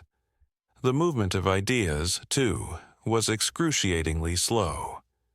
Scholars traveling between the great universities of Oxford, Paris, or Bologna, carrying precious, hand-copied manuscripts, would spend weeks or months on the road, enduring the same dangers and discomforts as the merchants and pilgrims. The intellectual life of the Middle Ages was, therefore, not a rapid international exchange, but a slow, laborious diffusion, with ideas taking generations to move from their point of origin to the edges of the known world. A stately, measured pace that allowed concepts to be deeply considered and slowly assimilated, rather than instantly, superficially consumed and forgotten, as is the habit of the modern Internet. This logistical difficulty also profoundly affected the nature of governance and warfare. The ability of a king or a lord to exert their will was strictly limited by the speed at which their messengers could ride and their armies could march, meaning that regional autonomy was a constant, non-negotiable fact of life. An army could only move as fast as its slowest soldiers and its heaviest supply wagons, and the act of provisioning a large force on the march was a logistical nightmare that was often solved simply by letting the army pillage the local countryside, adding another layer of terror and disruption to the ordinary existence of the civilian population. The medieval world was a sticky world, a place where things and people tended to stay put, and the act of going somewhere was a testament to extreme necessity, immense planning, and an incredible tolerance for discomfort and danger. The freedom of modern travel, the sheer, unthinking joy of effortlessly covering vast distances in a matter of hours, is a form of casual, technological sorcery that has entirely liberated us from the ancient geographical constraints that define the limits of the medieval imagination and the scope of their entire lives, confining their experiences to a small, intensely familiar circle of local discomfort and demanding repetitive toil. As the day's relentless labor has taken its toll, and the cold begins to creep back into the bones, we must consider the economics of scarcity that governed every single interaction with the material world, leading to a profound absence of what we consider to be redundancy. In the modern world, if an object breaks, we simply replace it. If a system fails, there is a backup. But the medieval existence was a life lived constantly on the edge of the absolute minimum necessary to survive, with no cushion for error and no capacity for casual replacement. This meant that the failure of any single piece of equipment, or any single individual, was a community-level crisis. Take, for example, the local mill, the massive, laborious piece of technology that was essential for grinding the harvested grain into the flour necessary for bread and pottage. If the mill wheel broke, or the miller fell ill, the entire village faced the immediate, terrifying prospect of not being able to process their staple food, a crisis that demanded immediate, collective, and arduous manual repair, often requiring the cessation of all other work. There was no spare mill wheel lying in a barn, no second Miller waiting to take over. The community was entirely dependent on a single, fragile point of failure. This intense dependence on single points of failure extended to the people themselves. The skilled blacksmith, the local weaver, the midwife. These were not interchangeable parts. They were individuals whose unique, laboriously acquired skills were absolutely essential to the functioning of the community. If the blacksmith were to break his arm or succumb to a fever, the community lost its only source of metal tools, its only repairman for the vital iron on the plow. A crisis that could cripple agricultural output for an entire season. This meant that the life of a skilled artisan was a precious, guarded commodity, and their loss was a tragedy that rippled throughout the entire social fabric, a reality that lent an immense, heavy gravity to every single person's health and well-being. Furthermore, the very concept of savings, of having a significant liquid reserve of wealth, was a luxury enjoyed only by a tiny fraction of the population. For the vast majority, surplus was minimal, and it was quickly converted into the immediate necessities of survival. More grain for the winter, a new piece of rough linen, a small essential repair to the house. The idea of accumulating enough money to sit out a bad year, to simply take a break from the unrelenting labor, was an impossible dream, a level of financial security that was entirely beyond the scope of their meager wages and the constant demanding requirements of taxation by the Lord and the tithe to the church. Their wealth was not in coin, but in the physical, tangible assets that kept them alive, the health of their bodies, the yield of their field, the strength of their animals, and the integrity of their simple, necessary tools.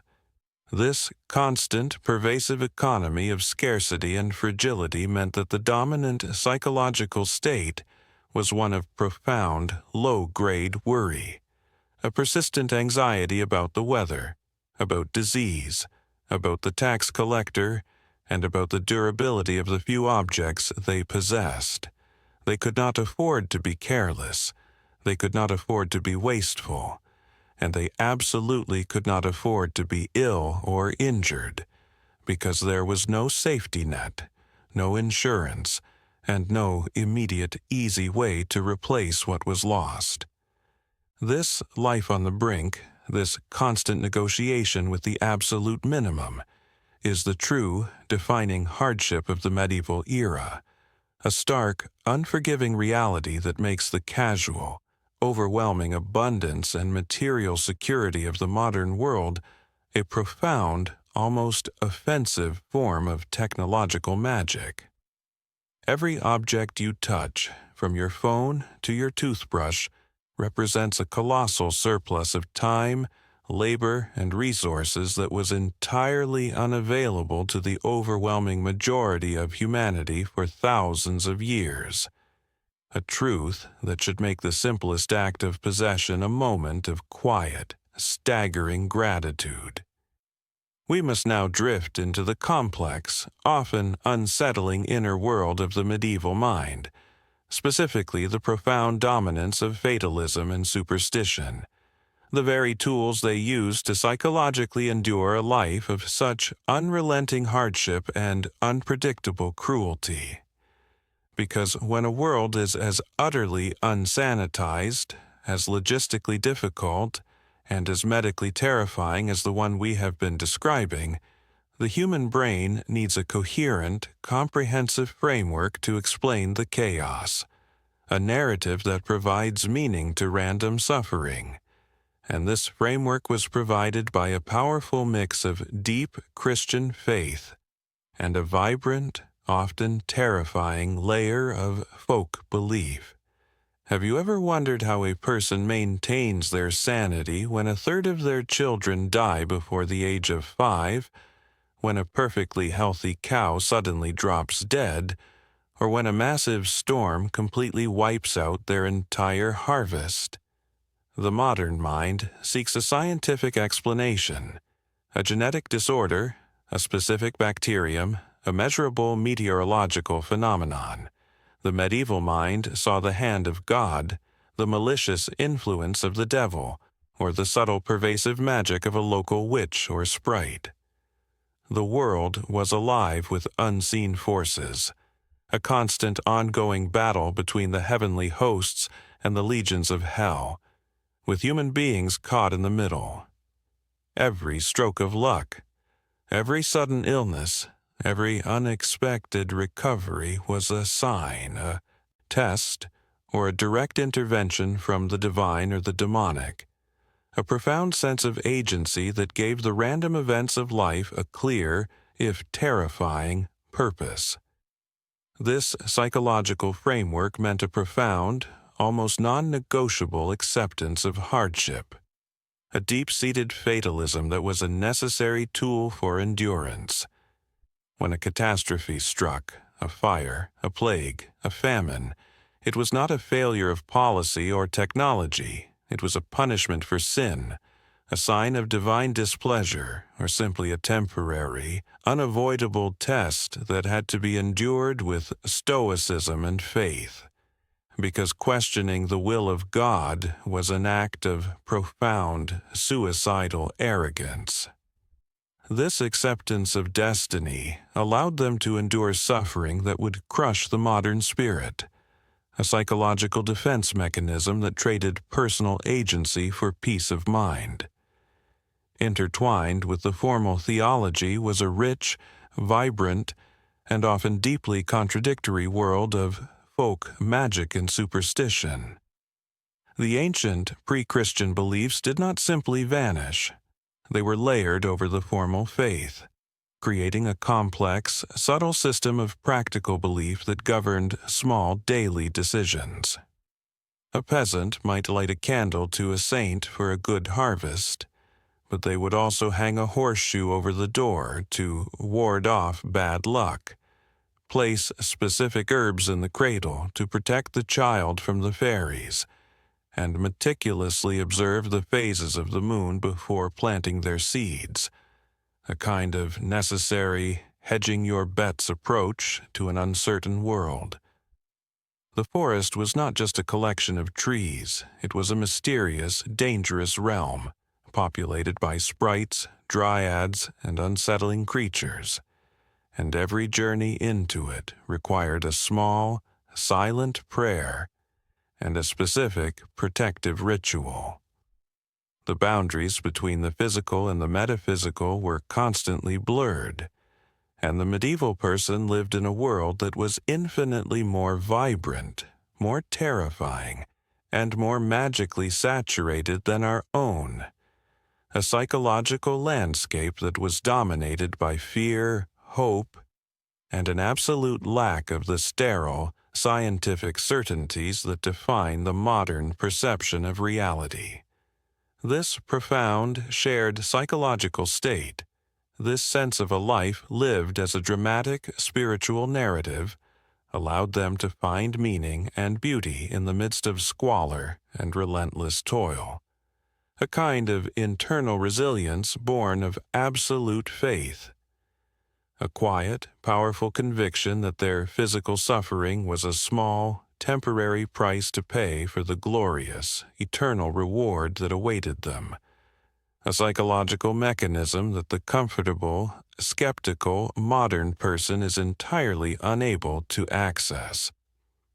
As the day truly begins its slow, final descent into the deep medieval darkness, let us consider the profound absence of modern insulation and the resulting intense vulnerability to the elements, a daily confrontation with the sheer, unyielding power of nature that we have entirely forgotten. Our modern homes are cocoons of consistent, manufactured comfort, insulated against the cold, sealed against the wind, and controlled by a sophisticated automated thermostat that keeps the temperature within a narrow, non-negotiable range of human preference. The medieval dwelling, however, was a porous, fragile structure, a low-tech compromise with the elements that offered only the most basic level of protection, ensuring that the inhabitant was in a state of perpetual, low-grade discomfort. The walls, often a simple construction of wattle and daub or rough, unmortared stone, were riddled with cracks, gaps, and openings, allowing the wind to whistle through the interior with a relentless, chilling ease, a phenomenon they simply referred to as the draft. This meant that the temperature inside the house was often only marginally higher than the temperature outside, a constant, non-negotiable chill that required every available piece of fabric, every scrap of animal hide, and every warm body to be clustered together for survival, a thermal desperation that defined the layout and social structure of the home. The roof, often made of thick layers of thatch, offered good insulation, but was a persistent, subtle source of two distinct discomforts: a fine, persistent rain of dust and dry straw onto the living space below, and the continuous, unnerving scratching of the mice, rats, and other small creatures who had found a cozy, warm home in the straw above, a sound that was the true, ubiquitous white noise of the medieval night, a constant, quiet reminder that you were sharing your ceiling with a menagerie of unwanted roommates. When the rain came, it was not merely an event outside the window.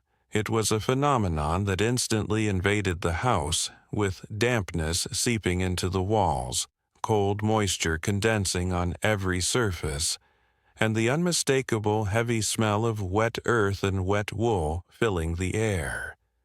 A damp, heavy cloak that permeated every single possession and piece of clothing.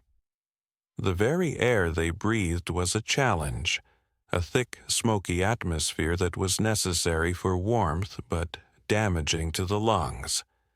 A difficult trade-off that was made every single day. A constant, low-level irritation that contributed to the short, difficult lifespan. There was no escaping the raw, unmediated power of nature. No ability to simply adjust the dial and forget the outside world. Every morning required a full assessment of the weather.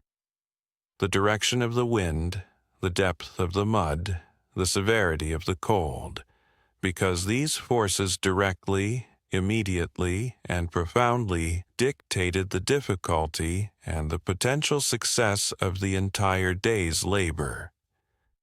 This fundamental vulnerability to the elements meant a profound, deep-seated connection to the natural world, a keen, observant knowledge of the wind and the soil that we have entirely lost, a connection born not of philosophical choice, but of absolute non-negotiable necessity, a deep, primal respect for the forces that could, at any moment, casually strip them of their shelter, their harvest, and their very lives.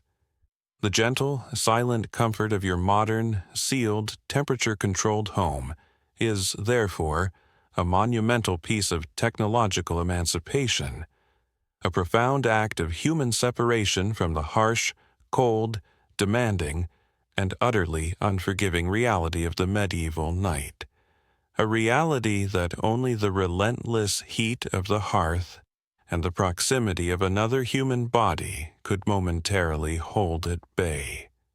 As the final light of the sun is extinguished and the deep, pervasive medieval darkness settles over the world, we arrive at the evening meal, the supper that concludes the long, exhausting cycle of the day, a meal that is, like everything else, a study in pragmatism over pleasure, a final infusion of necessary calories before the long, cold night.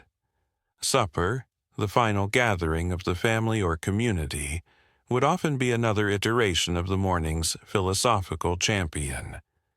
Pottage, but perhaps slightly heartier, a little thicker, maybe with a piece of smoked fish or another generous dollop of lard for flavor. But it was still the same dense, unvarying, functional food designed purely for caloric utility rather than aesthetic pleasure. And you would eat it quickly, without ceremony, sitting on a hard wooden bench, the rough fabric of your tunic rubbing against your skin, your body aching with the deep, musculoskeletal fatigue that comes from a full day of unrelenting physical effort. The conversation would be low, practical, and focused on the immediate concerns: the weather for the next day's harvest, the need for new thread, the unsettling news about the local lord's latest tax demand, a kind of quiet, undramatized assessment of the continuous, low-level stress of a world where one bad harvest or one sustained illness could mean the difference between existence and total, absolute starvation.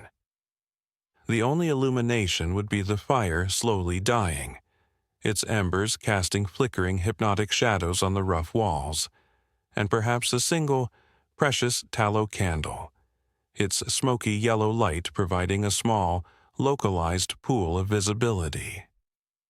This scarcity of light profoundly shaped the evening. There was no room for lengthy, specialized hobbies, no opportunity for the consumption of mass media, only the simple, universal activities that could be conducted in the dim, smoky gloom. Basic mending, storytelling, quiet prayer, and the necessary ritual of removing the vermin from one another's clothing near the last bit of residual warmth.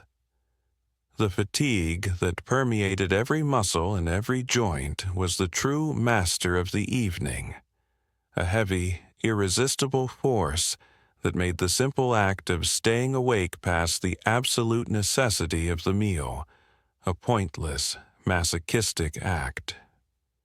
The lack of artificial light and the sheer exhaustion of their manual labor meant that the medieval person's sleep cycle was far more aligned with the natural rhythm of the sun, a pattern that ensured an early, deep, and utterly non-negotiable slumber. And then the gentle slide toward sleep. There are no late-night television shows, no scrolling through an endless feed of brightly lit images, no artificial blue light to disrupt your melatonin production. Instead, there is only the fire slowly dying, the shadows deepening, and the pervasive, heavy silence of the rural night descending, broken only by the distant, mournful cry of an owl or the sudden sharp yelp of a dog in the village. The cold would begin to seep back into the room as the fire's warmth faded, a subtle, insistent chill that would remind you that the only source of heat was your own, and the shared warmth of your fellow sleepers. You would collapse onto your mattress of straw, the residual fatigue acting as a powerful, non-negotiable sedative, and the simple act of lying down, of stretching out your tired limbs, would be a moment of pure, honest, biological relief.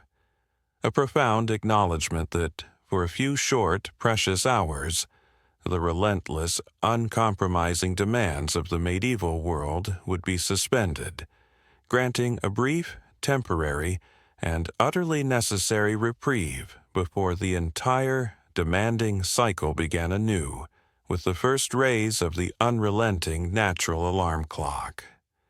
Let us briefly consider the subtle, constant political pressure that governed the medieval existence, the omnipresent, undramatized reality of the feudal contract, which added a profound layer of unchosen obligation to every single, difficult act of their lives. The life of the vast majority of people was not a self-directed, free enterprise. It was an existence bound by the legal, economic, and military dictates of a lord, a towering, inescapable figure in the local landscape who controlled the land, the justice, and the ultimate distribution of power.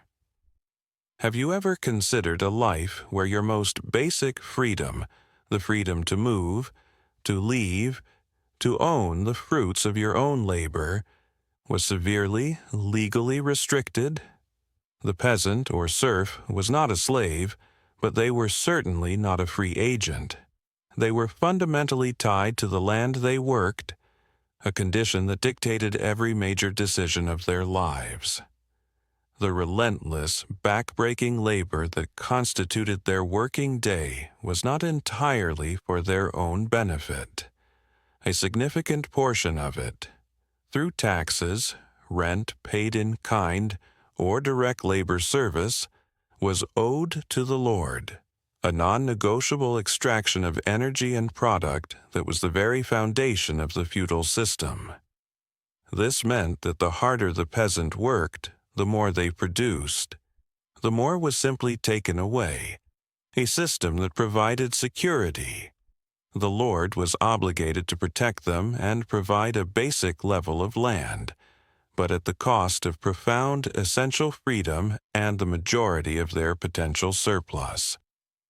The justice system was likewise a local, brutal, and often entirely arbitrary affair, administered by the Lord or his bailiff, a system that was rarely concerned with the nuanced truth and entirely dedicated to the maintenance of order and the protection of the Lord's interests. A dispute over a piece of land, an accusation of theft, or an act of insubordination could be settled with immediate physical violence, or a fine that could plunge the entire family into ruin. A profound, constant vulnerability to the capricious will of the local power holder. There was no concept of independent constitutional law, no due process that offered protection to the weak. There was only the local custom and the absolute power of the man with the most armed men and the largest piece of parchment, a stark reality that ensured a profound level of quiet, anxious deference from the populace. Furthermore, the feudal contract was also a contract of military obligation. The peasant, while not a professional soldier, was often called upon to provide labor or to serve in a local militia, a disruption of their essential agricultural labor that could easily lead to famine, and a terrifying, unplanned exposure to the brutality of medieval warfare, a chaos that did not adhere to the polite rules of modern conflict. The sheer effort of their lives, the constant physical toil, the struggle against the elements and the disease, was ultimately an effort conducted under the heavy, non-negotiable shadow of an external authority that dictated the terms of their survival. They were not independent actors. They were pieces in a massive, slow-moving geopolitical game, and their only power was the power of collective, desperate endurance, a quiet, stubborn refusal to simply stop breathing and working, a survival instinct that was, in the end, the only true defiance against the relentless, taxing demands of the feudal world. The comfort of the modern citizen, with their elected officials, their independent courts, and their protected property rights, is a profound, blood-bought freedom that stands in stark, miraculous contrast to the unchosen, inherited, and inescapable political servitude that was the silent, heavy background noise of the medieval existence. In the final moments before the deep, necessary collapse into sleep, let us consider the sensory experience of the medieval night. a world that was profoundly, utterly dark in a way that the modern person can barely conceive. Our nights are merely dimmed, illuminated by the pervasive, subtle glow of light pollution that filters up from distant cities, a perpetual, orange-tinged twilight that entirely banishes the true, velvety blackness of a sky unmarred by electric light. But in the medieval world, once the last smoky embers of the hearth had died down, the darkness was absolute, a profound physical presence that enveloped the house, the village, and the entire world in a thick, sensory blanket. This darkness was not merely the absence of light. It was a psychological phenomenon, a realm of imagined and very real dangers that amplified every subtle sound and every flickering shadow. Without the guiding light of the moon, which was often obscured by cloud or smoke, movement outside the house was a treacherous, terrifying endeavor, a blind negotiation with the uneven ground, the scattered tools and the unseen, lurking presences, the hungry wolf, the local thief, or the imagined demons of the folk imagination. This profound darkness enforced a massive, collective stillness and silence upon the community, a necessary psychological retreat from a world that had become entirely unreadable and uncontrollable, a nightly surrender to the primal fear of the unknown. The only sounds that broke this silence were the sounds of the natural world, amplified by the pervasive blackness, the chirping and rustling of the various creatures that had come out to forage, the sudden hoot of an owl hunting, or the distant, mournful baying of a dog. These sounds, undampened by traffic noise or the hum of electricity, were sharp, immediate, and often profoundly unnerving, lending a thrilling, terrifying edge to the long, cold hours of the night. A constant, low-grade awareness that the world outside the thin walls of the house was a vast, chaotic, and dangerous place. The psychological effect of this undimmed darkness was a necessary reliance on the small, contained pool of warmth and life within the home, fostering the intense, inescapable communal living we have already described, a huddling together against the vast, unknown, and potentially hostile night. Sleep, therefore, was not a luxurious indulgence. It was a fundamental biological defense mechanism, a necessary 8-hour obliteration of consciousness that allowed the body and the mind to entirely shut down and recover from the persistent stresses of the day. The sheer physical fatigue of the unautomated labor ensured that once the head hit the scratchy, straw-stuffed pillow, the descent into sleep was swift, profound, and utterly dreamless, a deep, necessary blackout that prepared them for the relentless demands of the morning. The final, soft, comforting truth to take with you into your own luxurious modern sleep is the simple, profound miracle of your ability to simply reach out your hand and flick a switch, instantly banishing the true, consuming terror of the absolute dark. A simple technological act that entirely dismantles the psychological structure of the medieval night, granting you a profound, unprecedented peace that was entirely unattainable by the overwhelming majority of human history. In this final gentle drift toward sleep, we will consider the final, profound difference between your comfortable, modern existence and the harsh reality of the medieval world, the immense, unbridgeable chasm of material choice. Your life, dear listener, is defined by an almost paralyzing array of options. What to wear, what to eat, what to watch, where to go, what profession to pursue. a level of personal, self-directed control that is the true, defining feature of your modern freedom. The medieval person's life, however, was a profound study in the absolute lack of choice, a life so tightly constrained by law, economics, geography, and custom that the vast majority of their decisions were simply made for them, ensuring a trajectory that was both predictable and fundamentally unchosen. The question of what to wear was not a choice between 100 different fabrics and styles.